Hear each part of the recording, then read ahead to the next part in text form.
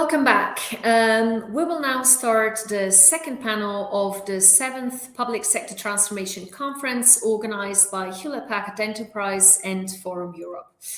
In the first panel, we dived pretty deeply into the concepts of data sovereignty, data localization, cloud certification schemes. The next panel will actually look into the topics of interoperability, from really various perspectives and various dimensions. Very important element as well that we'll debate is the provision about the possible mandatory cloud switching that the European Union may be adopting in the near future. With no further ado, I would like to welcome to the stage our very strong set of panelists that I'm very delighted to have with us here. Francesco Bonfiglio, the CEO of GaiaX. I don't think that you need any further introduction, so thank you so much, Francesco, for being with us today. My pleasure. Eduard Mititelu, the Under-Secretary of State at the Ministry of Research, Innovation and Digitization in Romania. Hi, Eduard. Thank you for being with us. Thank you for the invitation. Maximilian Strootman, member of the Cabinet of Commissioner Hahn. Thank you so much, Maximilian, for being with us. And last but not least, we have Xavier Poisson, the Global Vice President, Service Providers Business at Hewlett Packard Enterprise. Hi, Xavier. Good morning. So, I would love to start with GaiaX. Obviously, Francesco, you're just off your another very successful GaiaX summit that took place roughly 2 weeks ago. And obviously, GaiaX is up and running and already creating quite some disruption, I might say, in the marketplace. So to really start setting the scene of this, hour and a half that we'll have together, maybe I would welcome if you could walk us through some of the main highlights from your recent summit. Thank you, Irina, and good morning, everybody. Well, you said obviously. I should highlight this was not obvious. So I'm very proud to say GaiaX is up and running. That was the motto of our last summit, which took place in Paris last week. So I want to thank all the members and all my staff that contributed to these great 2 days. And I think it was a great moment, first of all, because we had the chance to meet together. Xavier was there and many other friends, and I think that's very important to mingle again physically. But we showed 2 important things. One is that we moved from a vision, which is necessary, and I can talk about what the vision of GaiaX is in very simple words, but we moved from a vision to a product, even though we are not delivering any product. We are a non-commercial association, but I will tell what I mean by a product. So something concrete. And the second point we demonstrated was that the market is ready. In other words, we had a second day focused around the so-called lighthouse projects, which are already 8 real projects run by real market players, federating in real consortium, driving their own business, adopting the GaiaX principles. So that's real stuff. What we have done, basically, we said we want to set the new rules of the game for Europe and beyond. And I'm really proud to say that this beyond has become as well a reality. In other words, GaiaX is not just something for Europe, has been adopted as and is being looked at and adopted by many other non-European countries as a unique framework, let me say, to guarantee trust, because I think this is one of the most important needs of the market, be in the public or the private sector, doesn't matter. The problem is not the availability of good technologies, not at all. The problem is overcoming the gap of trust that adopters, in particular enterprises in Europe, still have. So we decided that in order to do that, we need to do very simple things. First of all, defining a common set of rules. Second, try as much as possible to automate the verification of those rules, because unfortunately there's a gap. Maybe somebody heard me saying that already. but I see kind of an entropy in the regulation.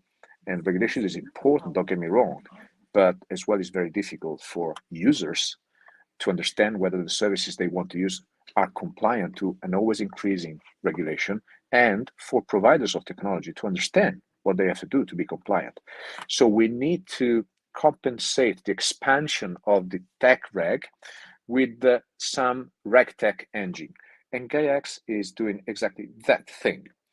And one of the biggest announcements we made, which I'm very proud, is that by Q1 2023, actually it's already available for the Lighthouse projects, but we are putting in the market the first digital clearinghouses of GaiaX. What the digital clearinghouse is very simple. You know, the clearinghouse is a concept born in the financial sector where basically you verify the transaction of value.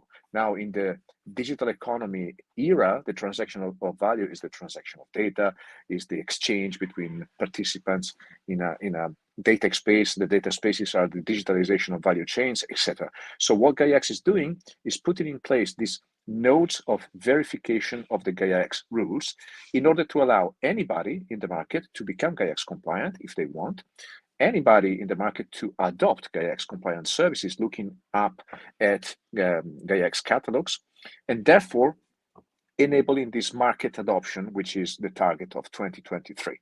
So I'm very proud to say that we managed to do that. And like I said before, that we started showing real market players giving, if you want, their lesson learned. Because let's be honest, and I would like to pause here maybe my first intervention.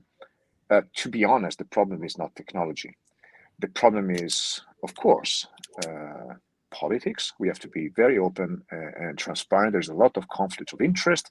There's a lot of difficult changes in order to create what we want to create. So an interoperable, transparent, controllable market of data. But the problem is a mindset problem. In other words, to move from traditional economy to digital economy, or from traditional public services to, digital public services, there must be a mindset shift in the public sector and in the private sector, and that cannot come from technology. So technology is an enabler, but I think that showing front runners like projects that already started doing this change, digitizing the value chain of automotive, digitizing the value chain of mobility, digitizing the value chain of food and agriculture, digitizing the value chain of, you name it, manufacturing. That is one of the most important things to, let me say, lead by example. Actually, one of the things I want to anticipate is next year, I don't want to have just one summit. There will be one summit, of course, but I want to have a tech conference and a market conference, because this is the time to create this community, to help actually people understand what it takes to adopt the GaiaX standards, what are the benefits, and listen from the voice of the market and the voice of the people that did it. Great, thank you so much for this opening, Francesco. Already here a lot of pointers to unpack. So if I summarize, GaiaX as the framework to guarantee trust, automation for verification of the rules, so to be compliant and ease and accompany the market adoption, and the launch of the digital clearance house. So already in the previous panel, we discussed a lot about, whether we have some technological solutions that are driving the decisions, or it's a political decision that's actually driving specific technologies. So, and I'm sure we will come back to that. But maybe, Xavier, do you want to have some preliminary comments on Francesco's intervention, since you participate from day one as GaiaX member, and what are your thoughts on the recent evolution of the GaiaX framework? Well, I believe that Francesco said it well. This is how the value chain is handled, how you create value out of data. And here, I cannot but rebound on what is said on food, for instance. This is a crucial topic on the planet. We are participating in a project named GAIN. So GAIN, this is a project driven by a vision of a world without malnutrition. okay, in which all people have access and consume nutritious and safe food. And the mission of this project is to advance nutrition outcomes by improving the consumption of nutritious and safe food for all people, especially the most vulnerable people. Look, coming back to what was said, by Francesco, today, let us be realistic. 1 out of 3 people on the planet are suffering from this type of malnutrition. What can we do? Yeah, the topic is very, very hard because diets low in vitamin and minerals, there are key issue to solve there. On food fortification, it is one of the most cost-effective, proven intervention to address these deficiencies. Okay, it is adding vitamins, minerals to community consumed foods such as maize, flour, or edible oil, rice, salt, and wheat flour. How you can achieve to make it happen? This is combining this food fortification topic. This is combining many players. You have people in the fields making the crops. You have industry putting some vitamins or minerals inside that. You have the people that needs to be educated. You have the governments wants to incentivize that to get better people in their countries. And you have a cross work between private sector and public sector and the consumers. So which is very difficult to make and to do, because compliance across the comprehensive value chain is key now. And there is a need to solve data sovereignty and trust in a decentralized, multi-party, multi-legislation ecosystem. And at the end, this is for an end-to-end food production and distribution supply chain. So you see the complexity of the issue. It is mixing public sector, private sector. It is mixing the consumers. And for that, you need to develop a cross-sector data system for government, farmers, industries, and others along the fortification value chain who is collecting data.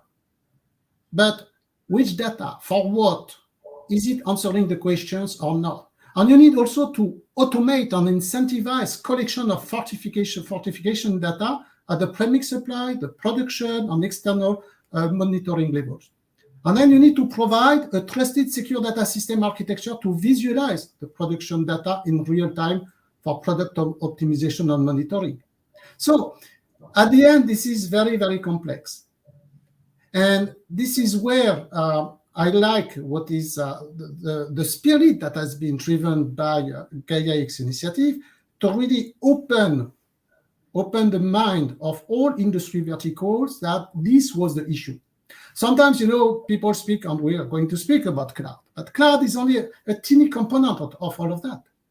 At the end, this is data and how you are able to really achieve this goal that the GAIN project is doing, and putting trusted platforms, federation services, workload authentication, encryption, and all of that combined with, kind of data fabric, smart contracts, and decentralized contract execution. This is an example, of a very, very international project in which we are engaged, we at Hewlett-Packard Enterprise, and there are many more. What was said by Francesco regarding Catena X in the automotive industry is it is the same issues that we need to solve to extract this value of data, but in a trusted way. And yes, we are following up on what Gaia-X is doing. We are building architectures in order to comply with these needs of mastering the data. And this is the reason why I wanted to give you a very practical example, because this is sometimes it's a bit, fluffy data, cloud, but at the end, it's people. And we want to improve the way people live and work. This is our mantra at HPE. I believe it has become the mantra of many organizations across the world. Great, Xavier. Thank you for illustrating indeed how, the benefits are so concrete and tangible in the real life that stem from data sharing in the trusted framework. And as you said, I think really well, to generate this data sharing, you really have so many factors to take into account. public-private collaboration operate in a decentralized fashion in a multi-party ecosystem with multiple regulatory schemes. So the layers of complexities are immense.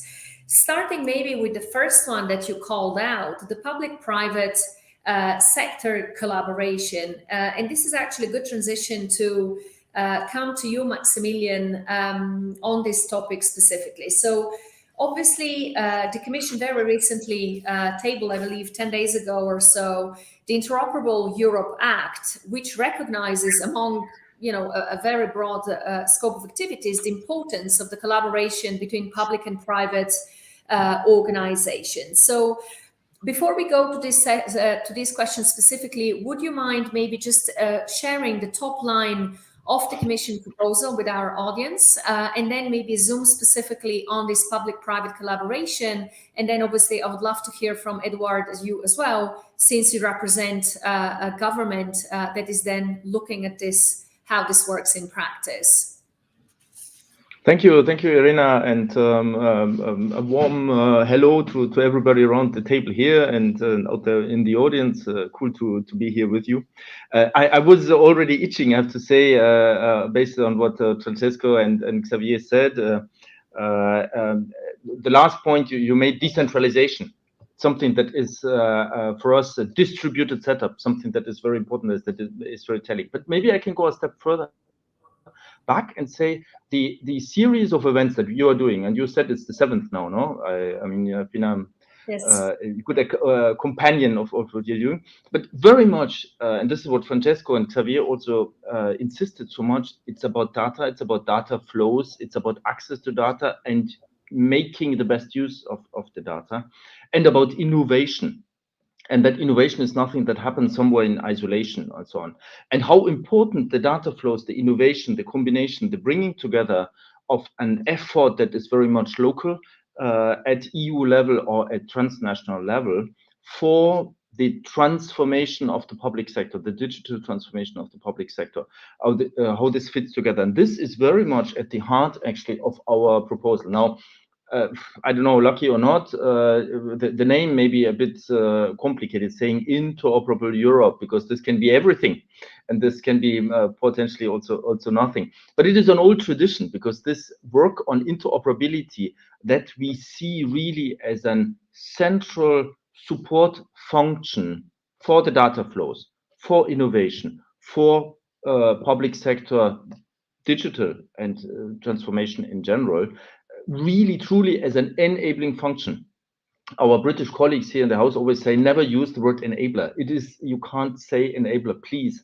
But it is an enabler, because it should help, in particular, the local level, the regional level in its digital transformation effort, and of course also the national level, because the problems are not only local or regional or national, they are of a transnational, global, international nature that we see in the multiple crises that we're having today, that the local level in particular needs to come to grips with it, needs to provide safe, stable, inclusive, open, transparent services to people, to businesses, in order to be able to operate. Me as a person, operate my daily lives, cross-border, cross-regional, cross-sector increasing, and of course as a business, if I want to trade across Europe or even with its partners. So I need a public sector that is performant, that can meet these needs.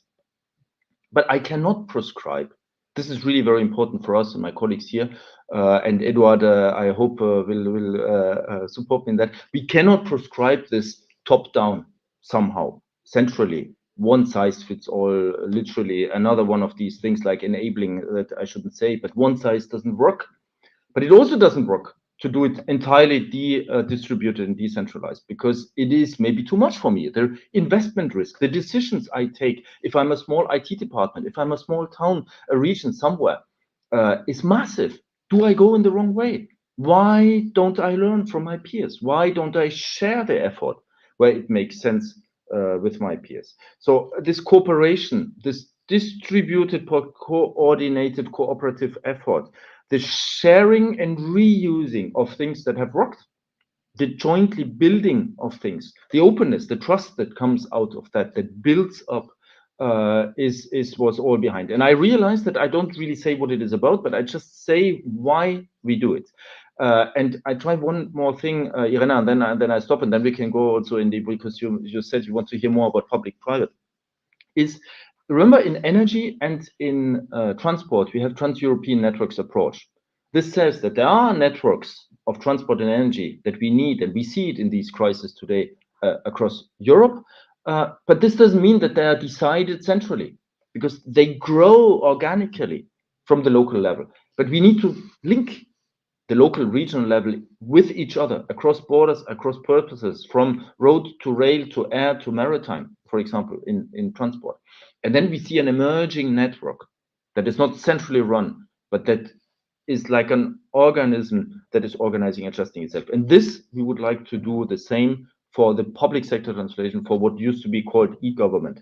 We don't want to regulate an outcome. You must all do the same thing, but we wanted to regulate a process to get the coordination, the cooperation, the co-investment, the co-discovery, and the sharing and reuse together. And the idea would be that what we have from the EU level, what comes as regulations, as legislative initiatives, as policies, that these policies are already interoperability tested, that they are interoperable by design, that they're digital ready, because this facilitates the implementation. This reduces cost, this reduces time to the benefit actually of the end user, that we are the people who are using these services, and the businesses need them in order to operate and thrive across Europe.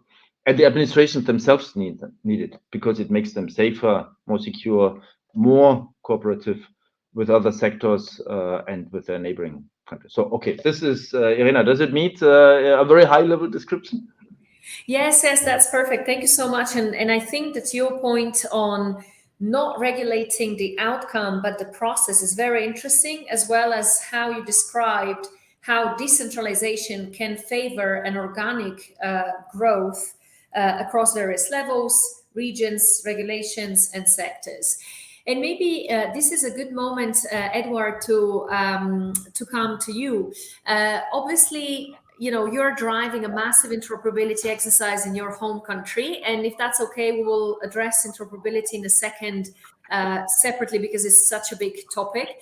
Maybe I would just welcome your thoughts on what Maximilian was highlighting currently. So how it's your experience, on the ground, building this interoperability, public-private sector cooperation, I shall say rather.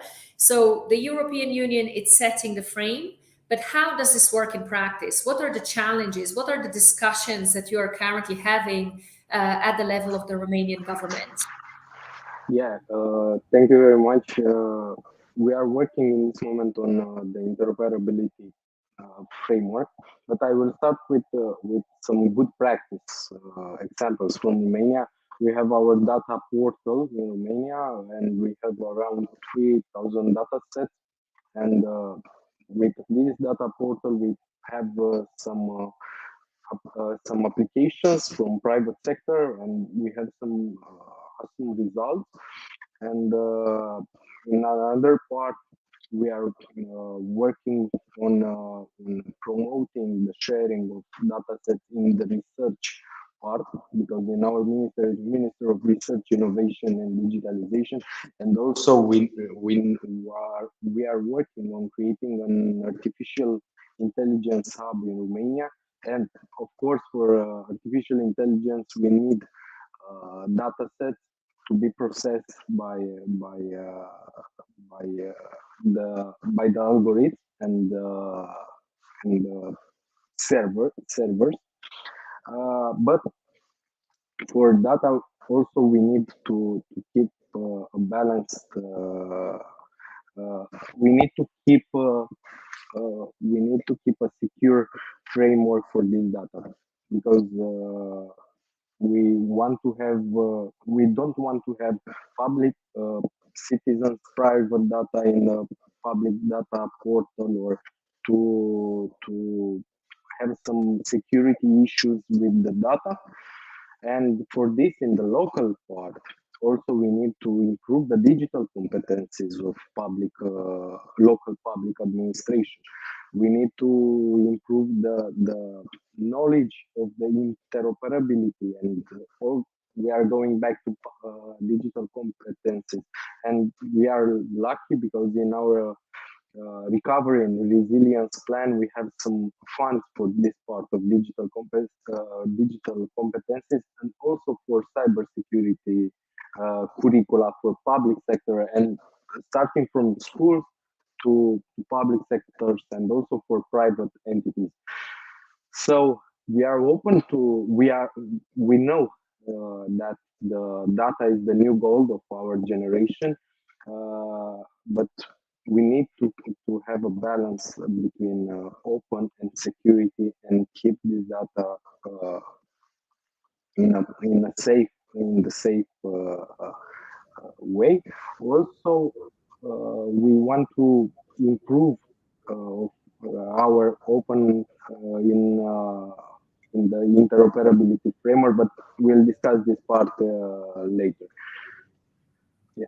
Great, thank you, Edward. And I think again, your point on the importance of keeping the openness, sharing, and security is absolutely critical. And indeed, as we heard also a lot about this in the first panel. So data sharing is critical, trust is critical, security is critical.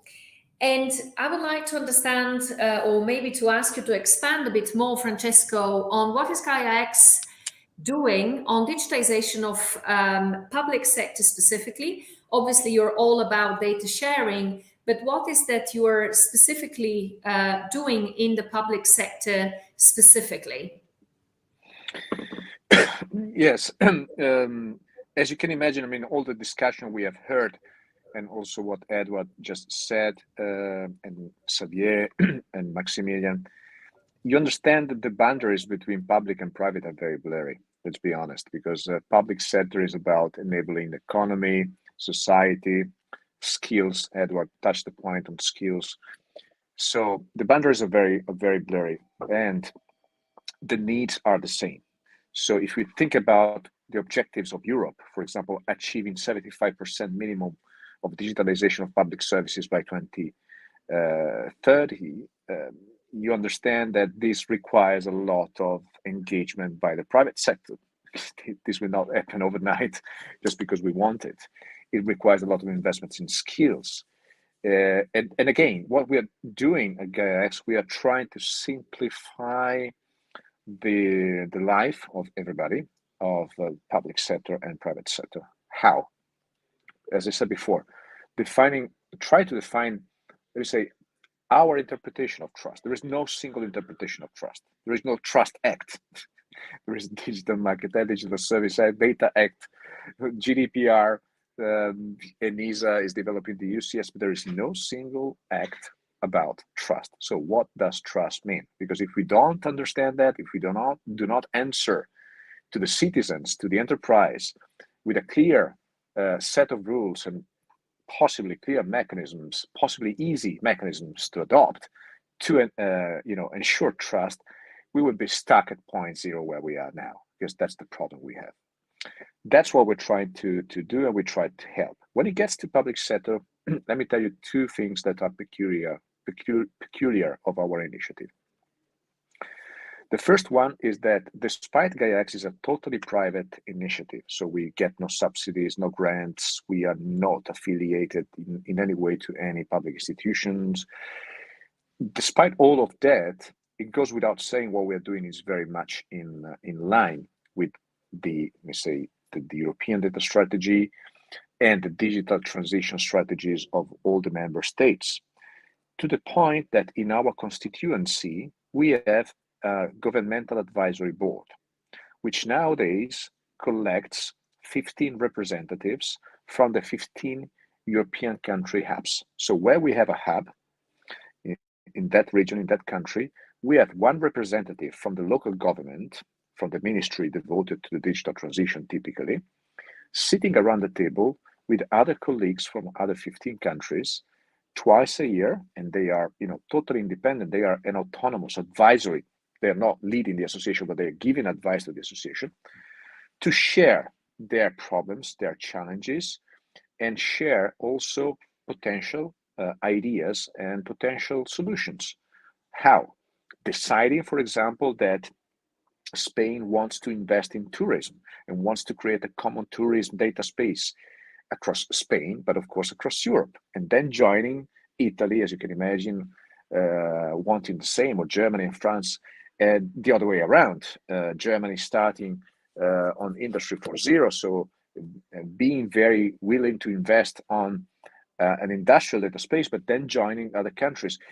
So in this governmental advisory board, we managed to have many governments talking to each other on a very constructive and factual basis, try to understand what are the strategic directives and how GaiaX can help, and then find in the local hubs of GaiaX great support, because the local hubs are basically think tank collecting all the representatives of the market and public sector as well to bring ideas to the table of the governments. In other words, we are helping the government suspend their recovery funds. Let's be honest. We don't have any more a problem of money, but we still have a problem of spending the money well, in the right direction, without fragmentation. And I think GaiaX is helping a little bit. And let me say, I'm also proud to announce that next week we're going to inaugurate a new hub in Romania. So we'll be in Bucharest. So I'm very happy that Romania will become our next European hub. On the other side, let me give you another very specific example. One way or another, every government is doing pretty much the same. In other words, every government is looking at, common rule set for cybersecurity. Every government is thinking about building some sovereign cloud platform. Every government is making, is talking to different technology providers to understand whether this is possible using, let me say, European platforms or non-European platforms, and in that case, how those non-European platforms can provide immunity, et cetera, et cetera, et cetera. ENISA, as a new agency, has been established to set a common set of rules. I know you discussed this in a previous panel, and this is why ENISA was made, because actually we had,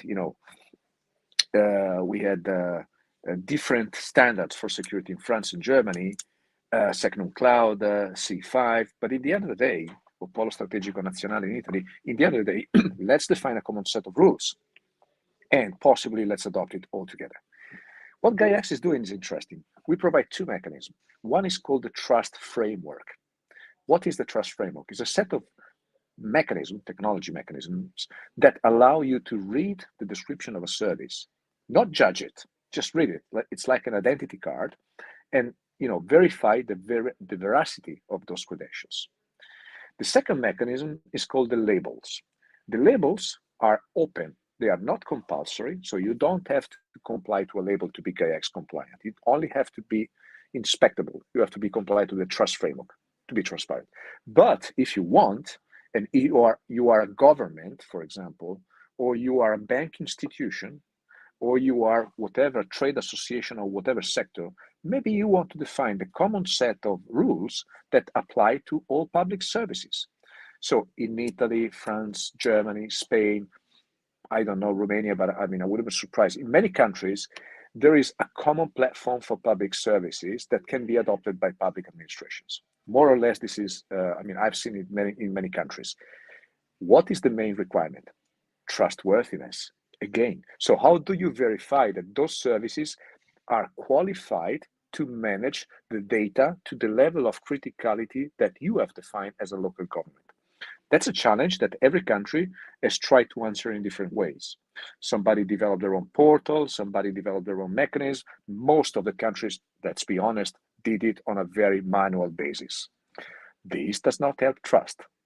Unfortunately, trust has to be objective, not subjective. So one way GaiaX can help is helping governments implementing their own label for public services and adopting the trust framework to verify them, integrating with the CABs, conformance assessment bodies that have been identified, and applying a common set of rules, which can be the ones that GaiaX has defined, which are, of course, totally in line with European legislation, but as well if necessary, to some specific local regulations. So I think GAIA-X is helping a lot in simplifying the rules of the games, automating them, and providing a powerful mechanism for objective trust, which is the labeling. Optional, totally optional. But you can imagine that if I am a provider and I want to provide services to the public administration, and I only have to go through a certification, which is objective, of my services according to a publicly available set of rules defined by the local governments, I would like to do it.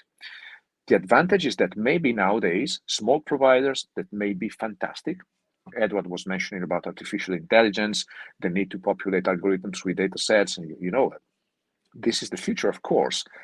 But do you believe that large companies only can do that? No, the reality is that maybe very strong startups, small, medium business that simply have no access. They cannot provide services to the public administrations.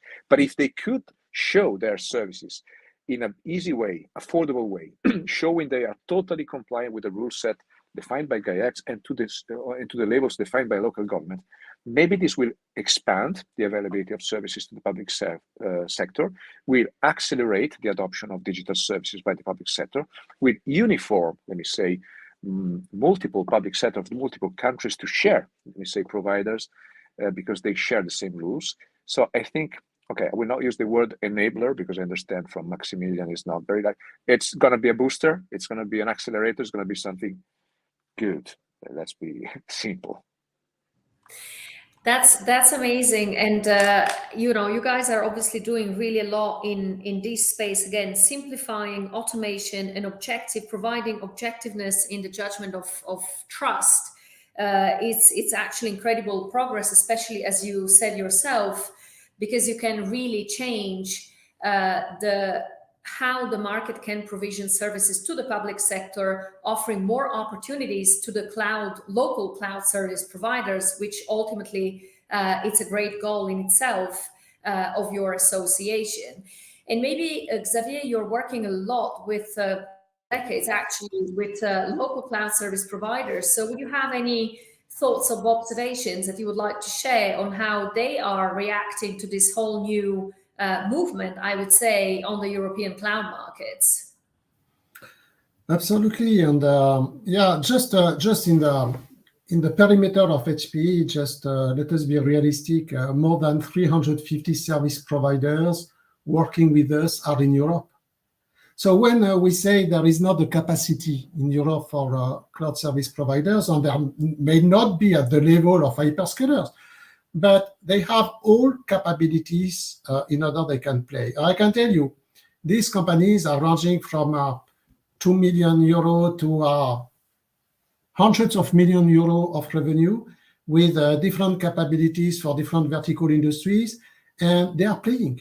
And they are listening very carefully to what is designed by the EU Commission, by initiatives like GAIA-X to say, can I jump into the opportunity? And we need to understand the why, I believe, because there has been a very, very big shift in the past 3 years. It was first the recent pandemic, but also the climate, the energy issues that are absolutely transforming the way governments are acting.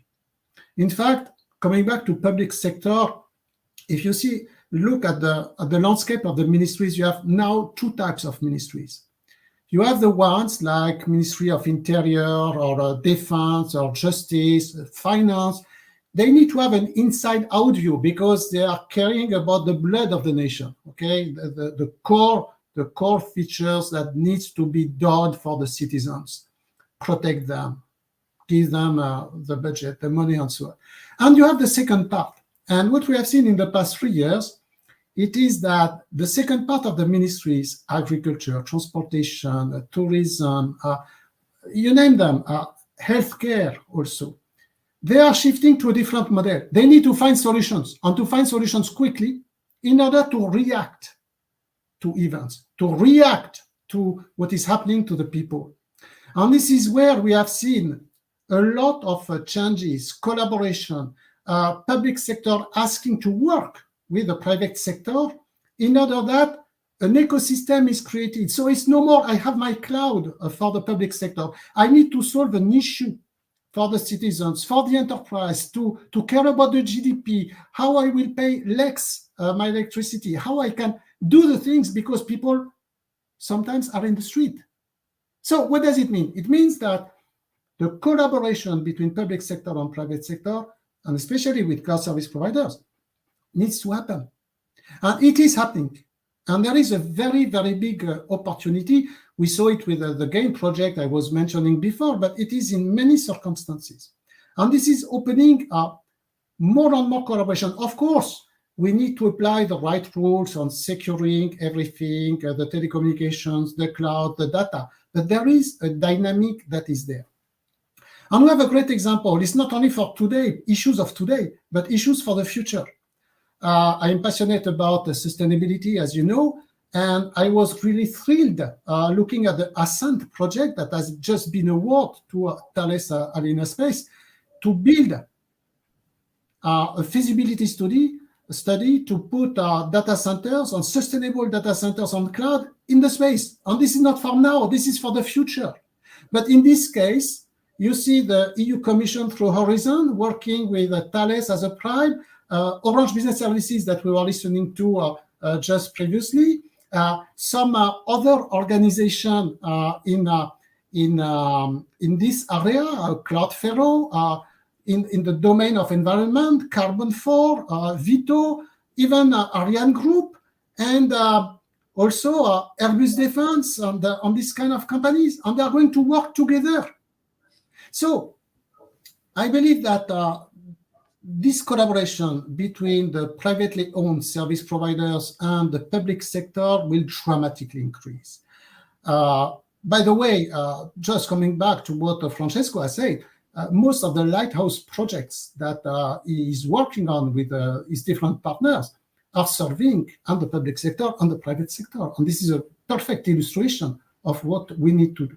And now the big effort for everyone is not to consider should it happen, it is how we make it happen, and to give the trust and confidence to the service providers, the national service providers, the people who have built their company, investing their money, to really understand what is happening and to help them to go to the next level. And I was listening very, very well to Enisa's statement just before when you were asking the question about how we can help. I believe we should be inspired in every single country by what has been done on sustainability and apply it to security. You know, you look at what ADEME has done in France. They have been able to support the enterprises going to sustainability by financing audits, by financing this kind of thing. And we need to do the same in security to break the rules and also to give the opportunity to every single cloud service providers born in Europe, built in Europe, having employment in Europe, to really catch up on that. And this is not easy. They need to understand. They need to see the rules, as you said, legal, everything. And this is the kind of practical things that will increase the trust between the public sector and the private sector, not speaking of the global framework that was explained by Francesco at an upper level for the certification of the services. Thank you, Xavier. So we hear huge potential for the European local cloud service providers. Gaia-X could be a tool to accelerate their ability to access the public sector markets. Core to all of this, for sure, and to, let's say, oil the entire machine or the ecosystem, I should rather say, interoperability. And here, this is really, Edward, what you are leading on in Romania. You're leading on the National Interoperability Framework with the Authority for Digitization in Romania. And so I would love to hear from you more about what is the work that you're doing at national level from this perspective. What are the outcomes that you are expecting? And also, what are the challenges that you need to solve in your mission? Thank you. It's a common initiative.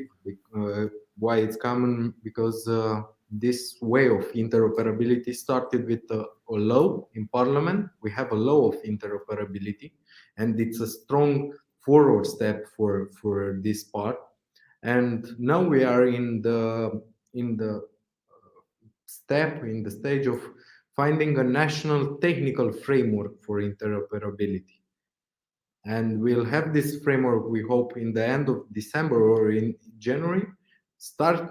After this step, we'll create a national register of registers for interoperability. And the final step, with recovery and resilience funds from the plan, we'll have a national interoperability platform.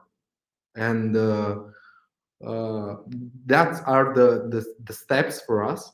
And also we'll have a strong collaboration with the private sector, because starting from the law, from the creating this law of interoperability, we have a lot of discussions with the private sector, with the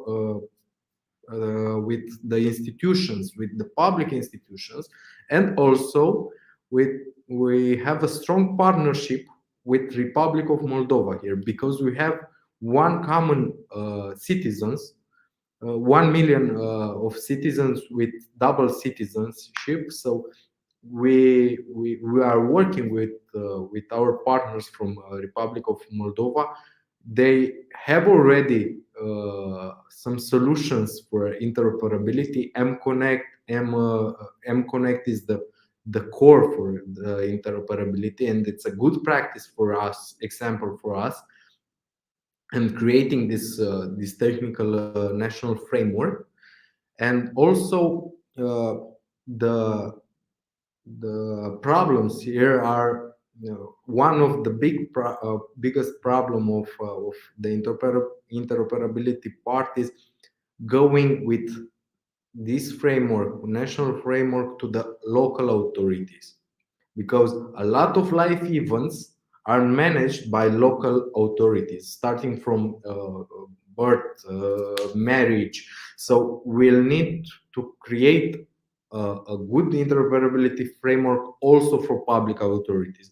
And there are already some softwares for document management, for live events, for public services, with a lot of technologies, with technologies from I don't know, 20 years ago. So we'll need to find a good practice, a good solution for them, and also to adapt.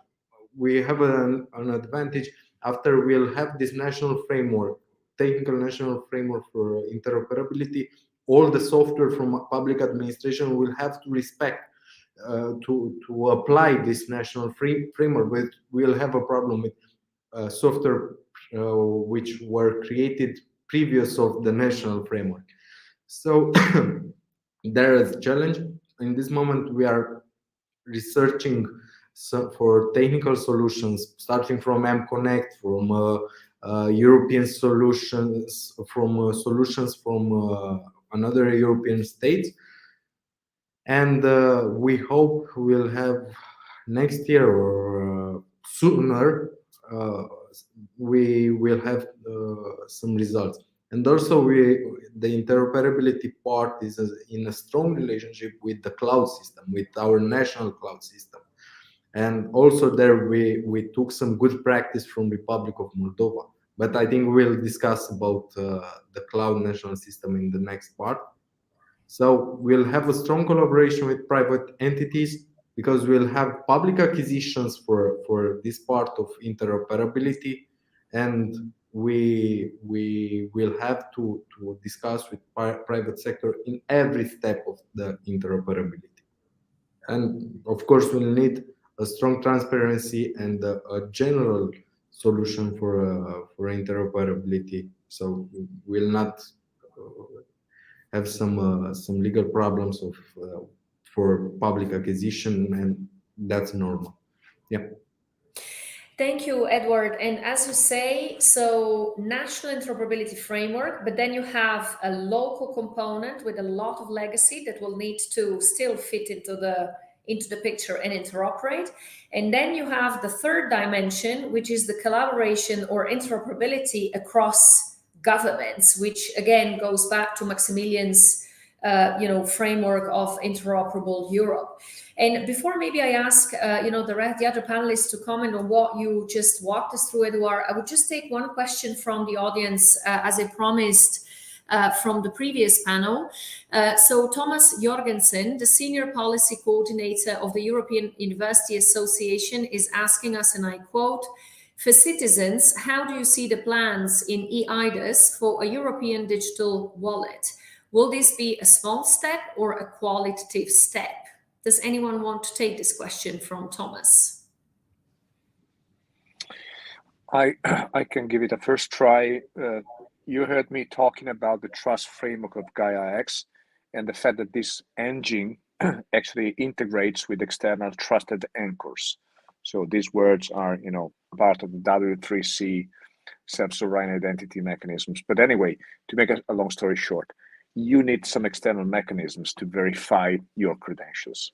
The one and most important credential is identity, and eIDAS is like one and possibly the most important trusted anchor that we are implementing in our verifications in the trust framework. Of course, this does not apply only to citizens, but not many knows that eIDAS can be also used by let me say a non-person to verify non-personal identity. So a company can have an eIDAS identity, and this is what we are promoting. I think we are leveraging, let me say, the eIDAS mechanism to a higher level, and of course, citizens that are already being certified in Europe through the eIDAS mechanisms will take advantage in the future once we have these services provided to all the citizens. The second thing is that we have two mechanisms in our trust framework. One is called the operational credential manager, and the other is called the personal credential manager. Basically, these are wallets of credentials. And as the word tells, anyone can be certified, let me say, in identity to own some credentials. So, long story short, yes, we are using eIDAS, and I think it's one of the many trusted anchors we will use in Gaia-X to verify service credentials. Great. Any more comments on eIDAS from the panel? Yeah, Maximilian? If it's okay that I jump in, or Eduard, did I come to? So I just take it. I mean, you would imagine that from my side, I would say, yeah, of course, it is a massive step forward. But I believe that it is. So I do it happily. It is not just a small step. We have seen that eIDAS, and I think that's what Francesco also said, has been a really massive positive sort of step forward already, the current initial eIDAS, because of this establishing of a cross-border citizen-focused but business-focused equally trust cooperation. But it never really massively took off, unfortunately. There may be lots of, it's not only a technical issue, it's a complexity of the process, it is the different development cycles of the member states. It is the initial step of saying you don't have to do it, but if you do it, then do it together in a collaborative process. The pickup in the private sector was not as fast or not as easy as we expected. So there is a number of reasons around, and I believe, together with the colleagues in DG Connect who pilot this, that this proposal is a massive positive step forward. It is also one that opens the interoperability as a concept to public, private, and a multitude of use cases, and it gives me as an individual much more possibilities to manage this, as Francesco also just said. So, yes, I think the proposal is a massive step forward. The implementation is not banal. It is not easy, and maybe I see Eduard is nodding. So this is nothing that comes at a fingerclip. Let's hope that it works. The approach from the colleagues in DG Connect has been to say that we start the implementation support while we negotiate. I think this is a very interesting, also new, let's say, lawmaking legislative approach that we are taking there. So fingers crossed. I think it is a qualitative big step forward, and I hope that it comes fast and as good as we expected. Great, thank you, Maximilian. And by the way, I would like to encourage our audience, if you have further questions, by all means, do feel free to post them in the chat function. So, but maybe Maximilian, staying with you to dig further into the Interoperable Europe proposal. You have there a provision of often open source in your framework. So, could you tell us maybe a bit more about this and why it is so critical? Yeah, that's interesting that you pick this up because we got comments that it is not so super visible. The problem, everything with open source is also that it can quickly get super ideological from all sorts of sides. So we have been super careful about it. But we believe that this is a really central provision of the whole thing because approaches to, as I tried to outline before, to digital transformation in general, in a company, in an organization, in a country, in a city, can take very different lines. You can sort of centrally prescribe, this is the way to follow, this is the rule for everybody. And there may be cases where it works. You can also sort of stimulate development and try to accompany it. You can try, as Edward said before, we're all struggling with lots of legacy in this. Let's try to build a legacy connector on top of that. All this very, very complicated. And so our belief was that by stimulating the joint experimentation, the cooperation already at the very early stage, the testing of new technologies, where we see that there is something missing, that there are no tools available, that it is valuable to invest into that, that we do that. And that we make the results of this work, of experimentation, testing, innovation, development, openly available, because it is funded, co-funded by the public sector. Because we want, and I think all the colleagues around the table came up with this again and again, this public-private cooperation, that for us is very, very important, that I draw in the expertise from innovative companies, from researchers, from startups, and Romania, just because you're present here on our panel. I mean, this is a hotbed of really cool deep tech startups. It is a massively evolving positive tech ecosystem there. Let's draw on these resources. And if we keep it open source, we can give it back, because then as a startup, as a company that was part of the development, of the testing, of the experimentation, I can build on top of that. But even if I was not, if I'm a local IT consultancy, I can advise my city or my department of transportation or something in building interoperable services on top of the common acquis of solutions, of concepts that we are slowly building across Europe, across sectors. So that's why I think this is an essential function. So sort of sharing and reusing, encouraging sharing and reusing as an, again, stimulus. Now we find a new word for the support function for all of that. And the importance of having public-private in there. What we need is needs assessments, very thorough assessments. And I think this came also out of the conversation here before, that we need to have people check at a very early stage. What do I want to do? If I'm coming forward with a policy proposal in agriculture, in the environment, now climate, in health, like Xavier said before, in a number of sectors that are not per se digital sectors, but they are all digital sectors in a way. But I come out of this policy area, I have a new need, I have a new policy proposal. Let me check very, very early.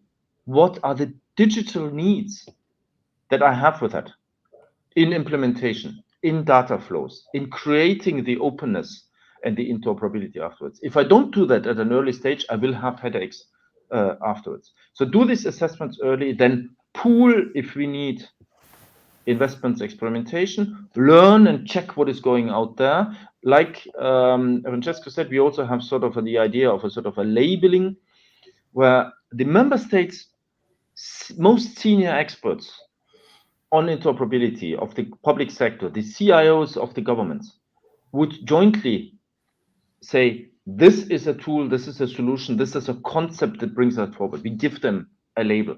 And like Edward then said, this helps me bottom up to have certainty. that this is the good way to build, and then we can invest and cooperate and try out and experiment. And final point maybe on the open source character of all of that, where I said that we would like to have a board of the government CIOs who pilot, who own the European Union interoperability effort. We think it is essential that it is supported, accompanied, pushed forward, driven forward, animated by a community of practitioners, of experts, of interested parties in the best sense. I have an interest in this, whether I'm a public sector practitioner, whether an IT specialist, whether I'm a startup and an academic expert, and civil society activist. And I can join a community of interoperability supporters that can contribute to the agenda setting, to the priority setting. And this for me is a little bit of an equivalent to an open source community that carries forward a particular project on a more policy, let's say it's a policy tech, a GovTech open source community. But it gets very complicated, but I hope you get sort of the spirit behind. Absolutely. And anyone else that wants to jump in on this open source topic, which is, again, a very relevant one to our discussion? Yeah, I can because it was a driver for Hewlett Packard Enterprise. So if you look at what we are doing in secure distributed identity management with SPIFFE and Spire, this is exactly where we are going with an open source community generating the capabilities to really make it happen for secure distributed identity management. I believe you are spot on, Maximilian, for this. And by the way, we have seen a lot of open source foundation and in what is delivered also by Gaia-X. So everybody is coming to the same kind of direction. One thing on this interoperability I want to come back on, it is a why. I made a study recently, $1 that you invest in a cloud, in infrastructure, it can generate up to $125 of data economy. $1 in cloud infrastructure, average in Europe, $125 of data economy. So, and for that, you need to work across the different clouds. So there is absolutely a reality behind that, and we just need to make it happen. Now, we have been speaking about different acts, data acts and so on and so on. I would argue that I would champion a do not trust, verify act. As you were saying, Maximilian, and you also, Francesco, what do we trust? What is behind? There is one thing behind. This is verification. And I believe that a lot of the efforts that should be done is to verify what has been said, what has been implemented. And this verify, it is not only at the level, of the people. It should happen from the hardware to the microservices, to the applications, to every single layer. In this case, interoperability will not be a concern. Because at the end of the day, if you can verify, you will be able to trust. And you will be able to exchange. And I would add one more thing. I would put another stone in the lake now. We speak about cloud. But we could do without cloud today, even. Applying the same principles of verifying and trusting. There is and Edward was speaking about AI, machine learning. This is a very, very big topic for the coming years. Okay, do we do it in a cloud? Oh my God, sustainability will suffer a lot. Data transfers and so on. You cannot imagine how much it will cost to all of us. And some people don't even want to trust and verify. They want to keep their data. And we have seen that through the pandemic with the hospitals. They did not want to share the data because it was the rules, and etc. Now I can tell you, if you have this, and it can be used by us or another one with this distributed secure identity management combined with a blockchain, you can do AI at edge without touching the data and bringing back the data in a central point. So what I just mean by that, it is that on interoperability, we need also to think differently because things are going very, very fast. Yesterday, we could not think of doing AI in a fully distributed mode without having to bring all the data at one place, and then you have to check if it's trusted, verify, and so on. No. Today, we are able to run AI machine learning in thousands of hospitals in Europe without a cloud, within a blockchain, and with this verified topic. So this is opening also perhaps new areas of thought, and where I believe that there is certainly a very, very anchor point on open source is that in order to make it, we need to think forward, and open source is the area where people are developing and making forward. So just coming back to your point, I'm sorry to have been a bit long, but I wanted to react, Maximilian.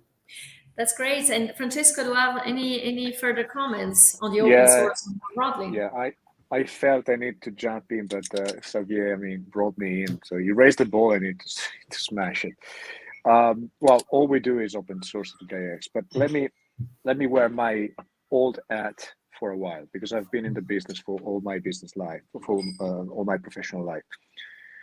And I think there's a lot of misconceptions behind the open source. So typically open source is seen in the private sector as something low quality, and in the private sector is as something that gives away your intellectual property.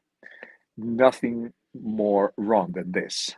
Open source is for whoever is in the private sector the only way to survive, because once you have developed a product, either way, you waste your time and money to maintain it, and you will defocus yourself on evolving, on added value services, or you give it out as an open source, the engine, you keep your, let me say, distinctive elements on your side, and the community will develop it for you. When it goes to the private sector, it's the same story. What is the problem? The problem is that we have never created large enough communities. Why? Because we need to engage the community. This is the beauty of it, because you can write whatever regulation you want. You can make whatever legislation you want from the European Commission on any member states. We can preach as much as we want about the importance of digital economy and blah, blah, blah. The market and the people will simply not listen until they see something they trust and engage with. This is what we need to trigger in the open source community. And let me tell you another consideration. Let's talk about cloud. Cloud is not digital economy, but it's the motorway where we run data. So without cloud, there wouldn't be any digital economy. In cloud, there is players. One is the proprietary platforms. I'm talking about, three names: Amazon, Google, and Microsoft, and a few others. Then we have OpenStack, which is an open source implementation, and VMware, which is not an open source implementation, partly yes. Both of these are interoperable. So the distinctive elements of non-proprietary platforms is the interoperability. Why? Because interoperability becomes a factor of competitiveness. This is what we need to drive. We need to drive a new generation of digital services and cloud services that are competitive. The more are interoperable, the more they are competitive in the market. And the only way to do this is to break the boxes. So move from a black box into a white box approach. And the last consideration, which is very technological, we keep talking about central cloud, data, and okay, we're moving to federated learning. But the future of data is DNA data. We will bring our data in our body. The future of computing is quantum computing. There's no way that we will see in the next possibly 20 years the compute and storage and network reality we see today. It will be completely different. And most of the data and most of the compute power will be at the edge, and actually the edge being the human beings. So if we think about that, we need to move fast into this fully decentralized world, like you, Irina, correctly catched in my first intervention, because technology will surpass us. So when these things will become available in a single centimeter of your skin, you will be able to store as much data you need now in the largest data center of the largest cloud service provider. At that point in time, what about? You need interoperability, you need distribution, you need decentralization, and you need trust. And I keep insisting on what Xavier said before.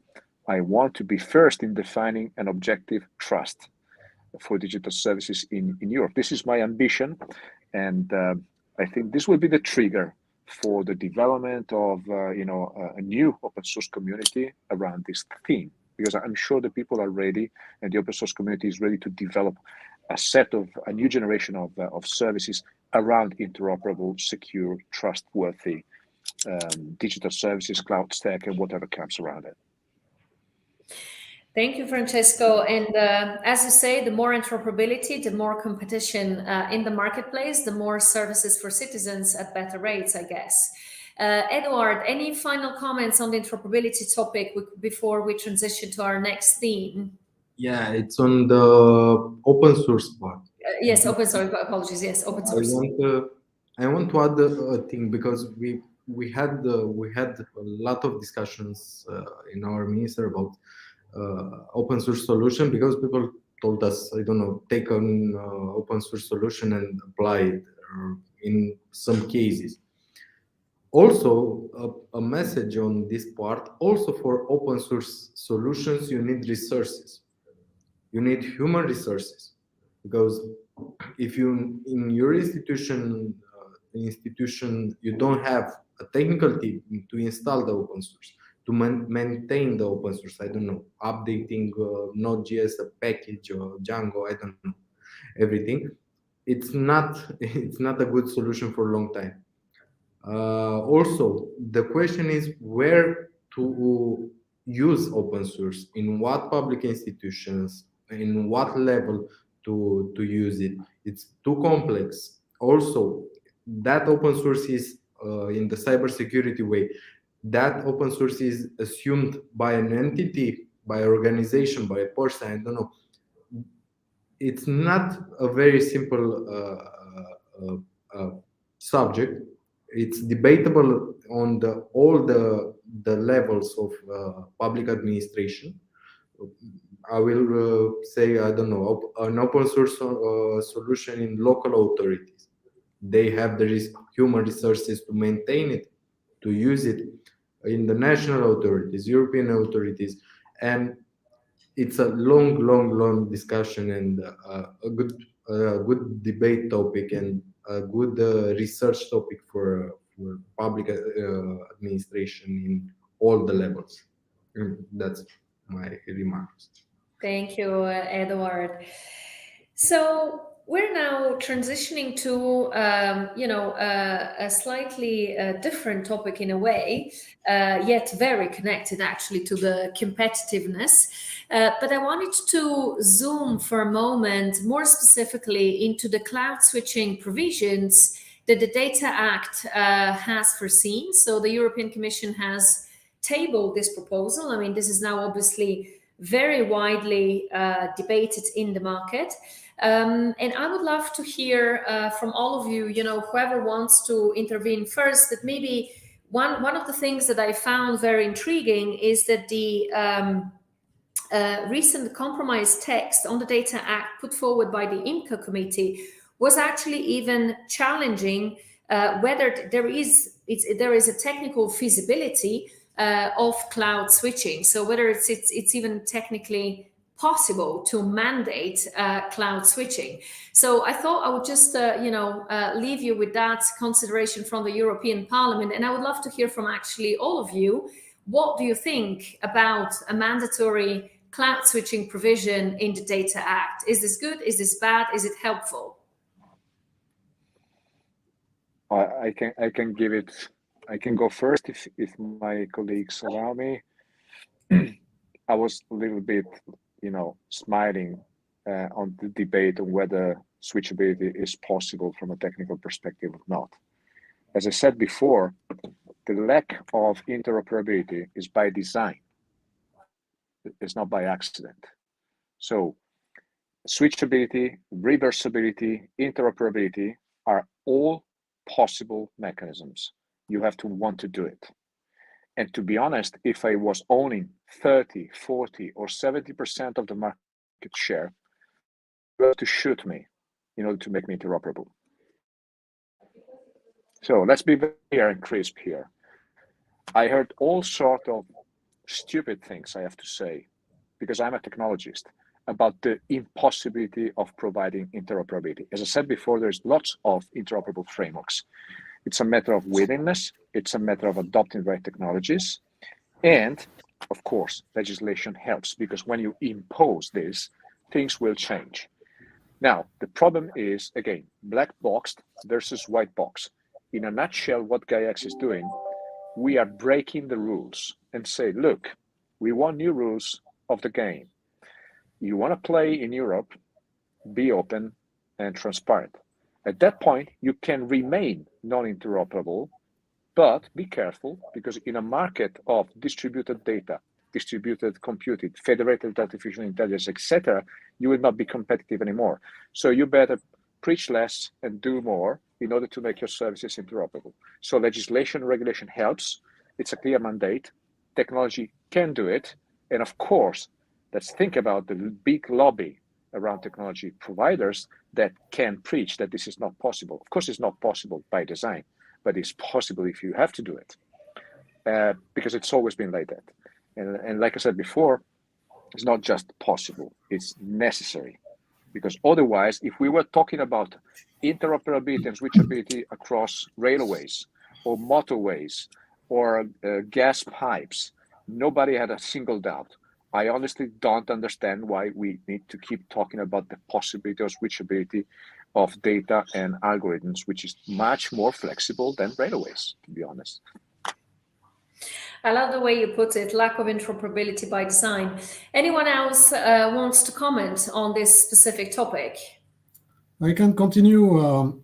And give us some thoughts. I'm like Francesco. I believe that there is no technical issue.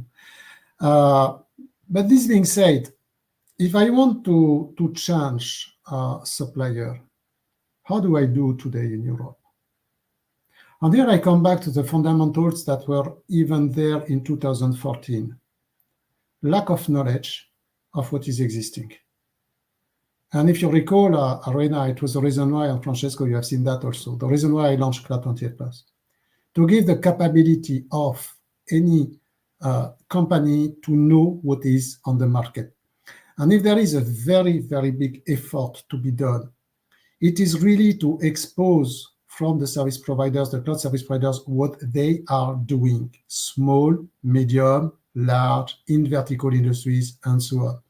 And this is where I believe the ambition of GaiaX is real, because at one point of time, if I can go at one place, I have my services, I have what I have constructed, I have what I read, and I can find another place because it is described, it is verified, hopefully, it is trusted, as we say. In this case, I have the capability to change. So this notion of creating the awareness of the possible is as much important as what are the technical way to come from one cloud to another.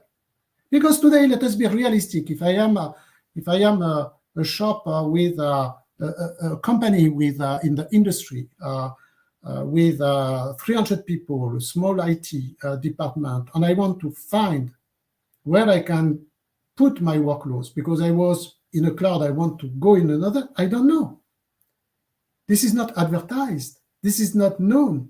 So a few people will rush on this small and medium business company and keep them without they have the choice. So giving the catalog of what is existing with the right mechanism to trust and to see the capability of the possible is essential. So this is one point. This being said, in this report on discussions that you were mentioning, what I like is that for the first time the data spaces are mentioned. And this is important because data exchange between vertical industries is becoming the next chapter. And when it was said that inside, we want to enforce that inside some vertical industry data space, you can enforce that, you can exchange. This is good. Now, it should not be limited to a few data spaces. It should be open to all the data space, because as we said, you can create a data space for energy, but sometimes if you are playing in the tourism or smart city, you will need to access to that. So it should not be limited to this kind of thing. And then the only question that when I read all these elements, one big question is the deadline to achieve it, because it was said that we give 1 year to the service providers to achieve the goal. This can be debatable. Okay, we need to ensure that people can put in place the right things to allow this cloud switching. And is it 6 months, 1 year, 18 months, or 2 years? I believe that the industry is not ready for this kind of decision. There should be principles for that, and it should be a direction that we want to take, as it happened the same in the sustainability with the level of energy consumption of data center.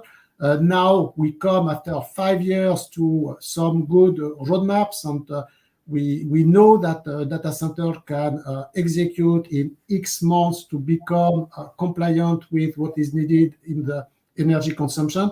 I believe this is infancy for cloud switching, for this kind of topic. We need to put the direction. We need to be precise that it cannot be in 10 years, and we need to see when it can happen. And this is the thing that I was reading, and that I said perhaps there is something to be really discussed. But as I started, this is a no-brainer. We will not do what we discussed today if you cannot switch from one service provider to another. This is ridiculous. We need to do it. And it's possible. Thank you, Xavier. Edouard, Maximilian, any further comments? Sure. Yeah, I can present and discuss about our part of our cloud. We are working in this moment with creating this national cloud on recovery and resilience plan. We have some funds around 560 million euro. So and we'll have 4 data centers, and we established an architecture for this cloud. So 3 national entities will manage this cloud. The telecommunication service will manage the infrastructure part, the cybersecurity part, and the authority for digitalization will manage the administrative part, and will manage in a general way the national cloud. And we'll have three special things in this cloud. One will be the marketplace, because we will have a hybrid cloud with the private cloud and the public cloud, and we'll have a marketplace where authorities will have the possibility to buy, to take some software as a service from that marketplace. And the second one will be that we'll have an API gateway in this cloud. So we'll have a single point of 8 endpoints for API in this cloud for interoperability part. And the third part will have 2 main components: the notification part and the log part. The notification part is important for us because we want, when citizen data is accessed by a public servant, we want to have the citizen informed by that action. And also we want to keep the track of that citizen data access to be tracked, and we want to be tracked and keep some years there, so we have the proof that data is accessed, and we are sure we have some legal steps, some legal tools of defending the citizens' data rights. So that's our plan. We hope we'll have the first node of the first data center of the cloud done in the end of the next year. There are a lot of work. So we have infrastructure as a service, product as a service, and software as a service, the marketplace, and the API gateway. We'll have around 25 national apps migrated on the national cloud, and also we are preparing 5 new apps to create these 5 new apps and also to migrate them in the national cloud. It's a big plan with a strong with a lot of challenges and a lot of discussions and public with the public discussions, of course. And you hope to start also the data centers will be in 4 points in Romania. So we'll have the resilience of the data, and the security, or physical security of the data center will be a good point and a strong point for us to keep in mind. So we have a lot of work in Romania in the national cloud, but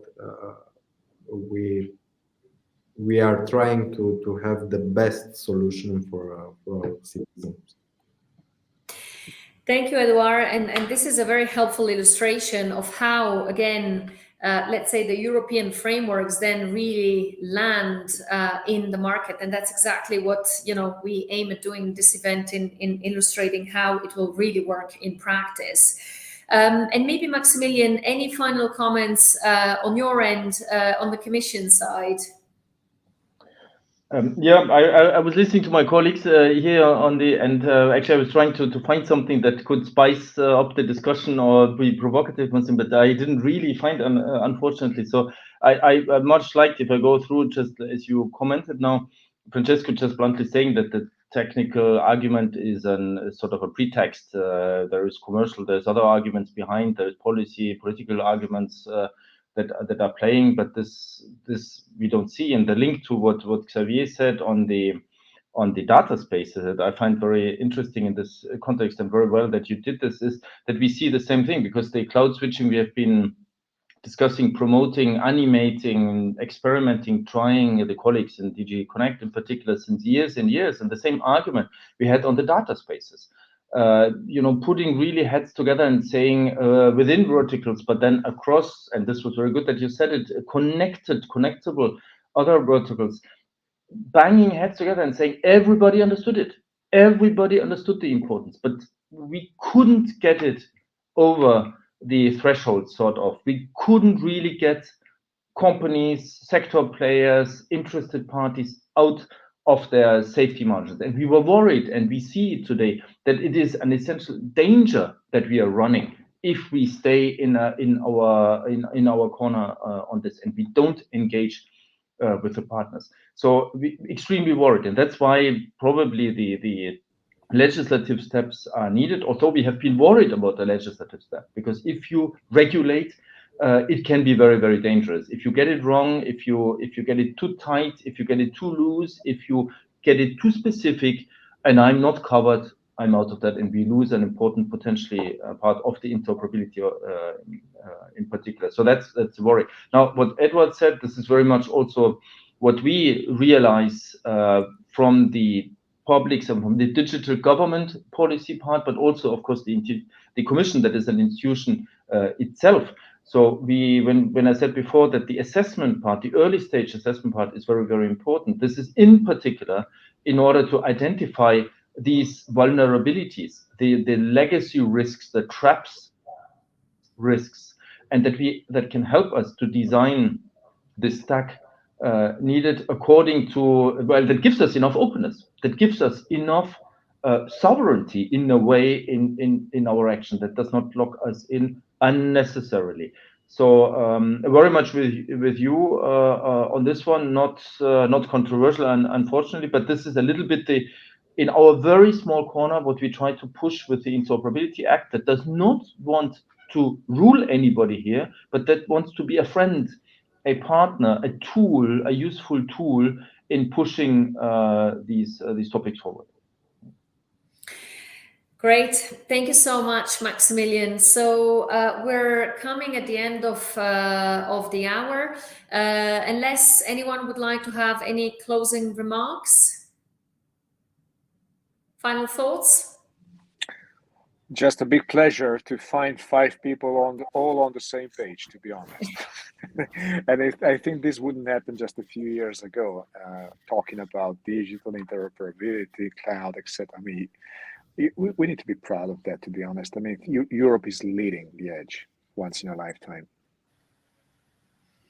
Thank you, Francesco. I think no better way to conclude our panel and our conference. So I would like to thank you all for having done a wonderful job in helping our audience hopefully understand the complexities and how much progress has actually been done since we convened this conference roughly a year ago. So thank you once again for being with us today. I would also like to thank our audience. I hope that you have found the conversation informative. And we hope to see you at our next edition next year at the 8th Public Sector Conference organized by HPE and Forum Europe. Thank you so much. Goodbye. Thank you.